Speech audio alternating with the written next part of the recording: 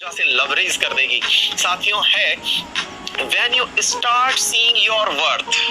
जब आप अपने आप की कीमत समझने लगते हैं, you will find it harder to stay around people those who don't. आप उन लोगों के साथ रहना बंद स्वतः ही कर देते हैं जिनकी कोई वर्थ नहीं है। वर्थ से मतलब साथियों एक बहुत महत्वपूर्ण तथ्य है। समटाइम्स हमारे विद्यार्थी जीवन में आप पहले इस पंक्ति का अर्थ समझिए, बहुत गूढ़ रहस्य के साथ, गूढ़ अर्थों के साथ है।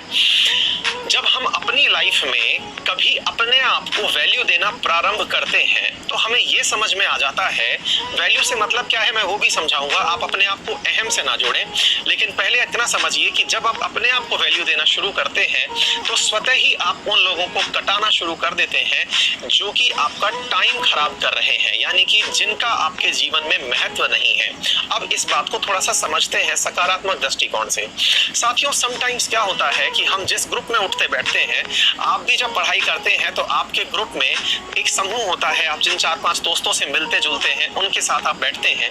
लेकिन कई बार ऐसा होता है कि आपको उस ग्रुप के सदस्य जो आपकी एक्सपेक्टेड रेस्पेक्ट है वो आपको ऑफर नहीं कर रहे होते।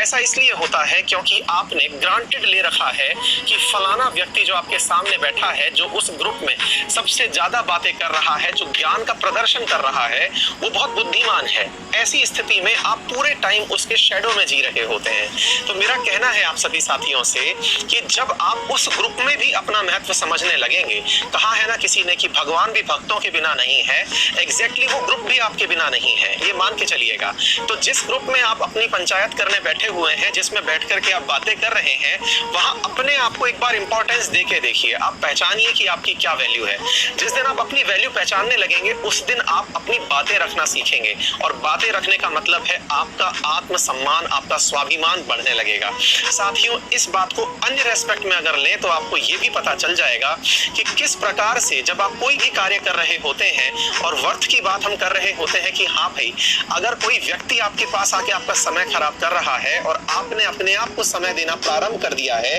तो आपको समझ में आ जाएगा कि ये किसी ना किसी तरीके से मेरे टारगेट में व्यवधान बन रहा है, और आप स्वतः ही उसे छोड़ के या फिर उसको समझा के कि भैया आप अपना काम करिए, हम अपना काम करते हैं और आप अपने ऊपर फोकस